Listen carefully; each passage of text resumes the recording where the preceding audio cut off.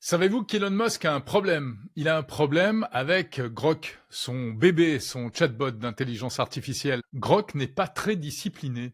Il ne se conforme pas strictement à la ligne idéologique et politique d'Elon Musk. Il fait un peu ce qu'il veut et il oscille plutôt entre la droite et la gauche. C'est pour ça que cet été, il a fait quelques blagues. Par exemple, un internaute lui demandait quel était le principal risque pour la civilisation occidentale. Et Grok a répondu que c'était la désinformation. Mais ça n'a pas plu à Elon Musk, qui s'est excusé et qui a repris tout en main.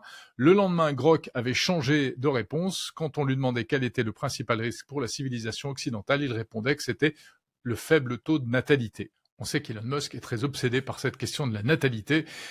C'est pour ça d'ailleurs qu'il adore faire des bébés. Il a 11 enfants.